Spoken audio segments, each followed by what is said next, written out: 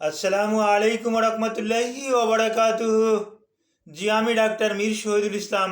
আমার চেম্বার তথা ঐতিহ্যবাহী শেখঘাট সিলেট থেকে আপনাদের মাঝে যুক্ত হতে পেরেছি। আর আপনাদের মাঝে যুক্ত হয়ে প্রতিনিয়তই চিকিৎসা বিজ্ঞানের অত্যন্ত গুরুত্বপূর্ণ আলোচনা, যা সম্পূর্ণরূপে বিজ্ঞানসম্মত, এই আলোচনাগুলো করে থাকি। তারই ধারাবাহিকতায় এই মুহূর্তেও গুরুত্বপূর্ণ একটা আলোচনা করব, যা সম্পূর্ণরূপে বিজ্ঞানসম্মত। যে আজকের আলোচ্য বিষয়টা জন্ডিস। এই জন্ডিসের অপচিকিৎসায় সারা বাংলাদেশের মানুষ শিকার। এই জন্ডিসের অপচিকিৎসা থেকে বাঁচার উপায় কি, এ ব্যাপারে আমি কিছু আলোচনা করব। আসলে মেডিকেলের ভাষায় জন্ডিস বলতে কোনো কথাই নাই। তো জন্ডিসের চিকিৎসা করবেন কি? আমরা কিন্তু ওই মেডিকেল টার্মে কিন্তু জন্ডিস কথাটা কিন্তু অ্যালাউ করতাম না।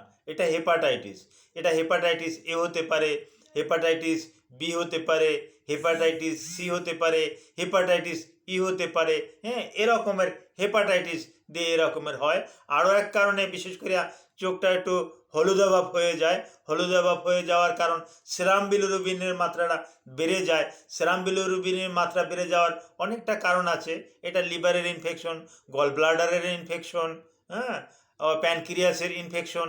তারপর আসে বিশেষ করে অ্যানিমিয়া, যাদের রক্তশূন্যতা আছে তাদের কিন্তু চক্ষুটা একটু হলুদাবর্ণ হয়ে যায়। হ্যাঁ, এর মানেই যে সে বড় ধরনের একটা রোগ জড়তায় আক্রান্ত, এটা কিন্তু বলা যাবে না।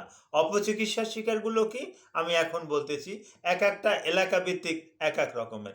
যেমন আমার জন্ম বরিশালে। জি, আমি বরিশালে দেখেছি, ছোটবেলা থেকে বরিশালের প্রত্যন্ত অঞ্চলে দেখেছি। হ্যাঁ, এক গ্রামে অন্য গ্রামে ওই দেখেছি ওই জন্ডিস হলে, আবারও বলছি জন্ডিস কোনো একটা রোগী না, এটা হেপাটাইটিস। এই জন্ডিস হলে ওই চুন পরা দেয়। পরবর্তীতে জানলাম যে চুনের রং তো সাদা, যে চুনের কালারটা যখন উপর থেকে পানি ঢালে আর হাতে ভাবে ধোয়, ওটা হলুদ হয় কিভাবে। পরবর্তীতে বিশেষ সিস্টেমে জানলাম যেটা একটা কবিরাজের একটা চালাকি।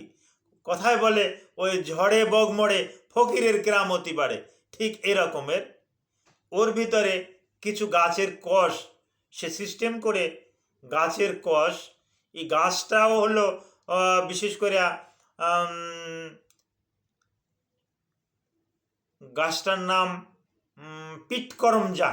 বরিশালের ভাষায় এই গাছটাকে বলে পিটকরমজা। হ্যাঁ, চ্যাপ্টা চ্যাপ্টা একটা ফল হয়। ওই গাছটা কাটলেও গাছটা কিন্তু হলুদ হয়। ওই গাছটা দিয়ে বরিশাল এলাকাতে লাঙল তৈরি হয়। পিটকরমজার লাঙল খুব ভালো চাহিদা ছিল এক সময়।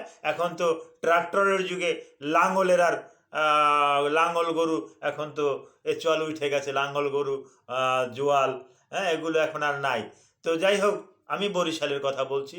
ওই তখন এরকমভাবে মানুষকে এটা সম্পূর্ণরূপে কবিরাজরা ধোঁকা দিত এবং তার থেকে মোটা অঙ্কের টাকা নিত।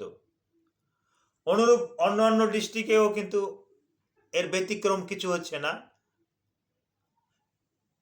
ফরিদপুরে দেখা যাচ্ছে, দেখেছি যে একটা মালা পরিয়ে দিত।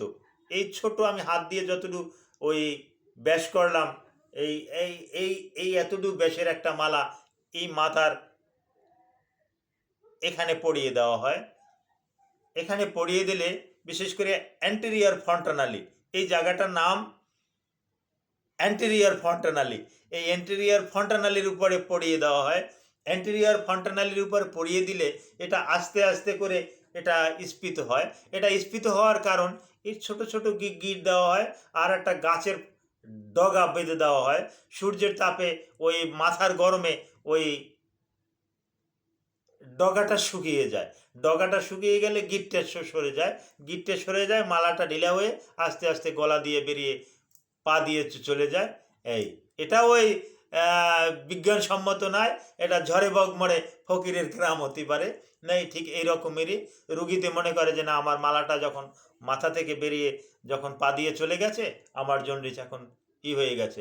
আসলে কিন্তু না, এ ব্যাপারে আমি ভয়াবহতাও আমি বলবো, আর ভয়ের কোনো কারণও নাই তাও আমি বলবো। আর আরেকটা এলাকা, যেমন ওখানে আমি বর্তমানে আছি সিলেটে, এই এলাকায় প্রচলিত বিভিন্ন পাতা টাতা দিয়ে মাথার এখানে কেটে এই পাতার সাথে গুলো অ্যাড করে, সুপার গুলো অ্যাড করে এই মাথায় এখানে দেওয়া হচ্ছে। চিন্তা করেন, সুপার গুলো অ্যাড করে এই চামড়ায় লাগিয়ে দেওয়া হচ্ছে।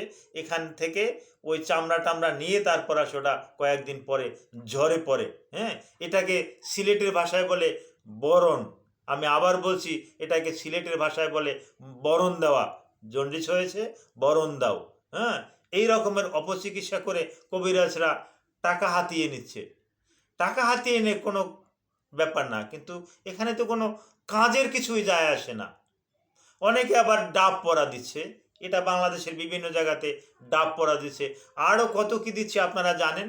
তো এই রকমের ধোকার পাল্লায় আপনারা কিন্তু কখনো পড়বেন না।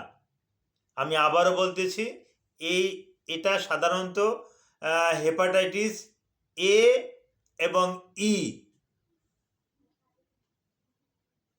বি আর সি কিন্তু না। হেপাটাইটিস বি এবং সি আছে এটা না। হেপাটাইটিস এ এবং হেপাটাইটিস ই, এই দুইটা ভাইরাস দিয়ে আপনি আক্রান্ত হচ্ছেন। এই দুইটা ভাইরাস দিয়ে আক্রান্ত হলে এটা কিন্তু এক সপ্তাহ পর, 10 দিন পর এটা এমনি এমনি এই ভাইরাসটা চলে যাবে আপনার শরীর থেকে, আপনি মুক্ত থাকবেন। আমরা চিকিৎসক, আমরা কি করব? আমরা কি গাদায় গাদায় ওষুধ লিখে দেবো, প্রেসক্রিপশন করে দেব? না, এরকমের দেওয়ারও কোনো অবকাশ নাই। যেহেতু এটা একটা ভাইরাল ডিজিজ, এটা এমনি এমনি এমনি এমনি ভালো হয়ে যাবে। অনেক চিকিৎসকরাও কিছু মেডিসিনও দিয়ে থাকে, প্রয়োজন ছাড়া অতিরিক্ত কিছু পরীক্ষা নিরীক্ষাও দিয়ে থাকে। এগুলার তেমন একটা যুক্তিকতা নাই। রুগীকে বলতে হবে আপনি কমপ্লিট বেড রেস্ট, আপনি সম্পূর্ণরূপে বিছানায় শুয়ে থাকবেন। আপনি খাবার দাবার স্বাভাবিক খাবেন, একটু তরল জাতীয় খাবার একটু বেশি খাবেন, পানীয় জাতীয় খাবার একটু বেশি খাবেন। আপনি বিছানা থেকে উঠে পেশাব করে আসবেন, পেশাব করে এসে আবার আপনার শয়নকক্ষে আপনি শুয়ে যাবেন, বিছানায় শুয়ে থাকবেন, নড়াচড়া করবেন না, বেশি একটা মুভিং করার দরকার নাই। ইনশাল্লাহ, আলহামদুলিল্লাহ, 10 দিন পরে, 7 দিন 10 দিন পরে আপনি সম্পূর্ণরূপে সুস্থ হয়ে যাবেন। কেন আপনি এই অপচিকিৎসার শিকার হবেন? আমাদের দেশটা এখন মোটামুটি আগের থেকে স্বয়ংসম্পূর্ণ হয়েছে, বিজ্ঞানের যুগ। ভালো মানের ডক্টর আপনার আশেপাশে আছে, এদেরকে রেখে কেন আপনি এই কবিরাজের কাছে যাবেন? কবিরাজ কি জানে? কবিরাজ তো আপনাকে ধোকা দিবে। এই ধোকায় পড়বেন না। আর এই ভাইরাস এমনি এমনি ভালো হয়ে যায়, এ ভয়ের কোনো রকম কোনো কারণ নাই। যদি ভাইরাস বি এবং সি দিয়ে হয়, সেক্ষেত্রে বিশেষজ্ঞ গ্যাস্ট্রো অ্যান্টোলজিস্ট যারা আছেন তারা এর চিকিৎসা করবেন। এটা নিয়ে টেনশনের কোনো রকমের কোনো কারণ নাই। Thank you all.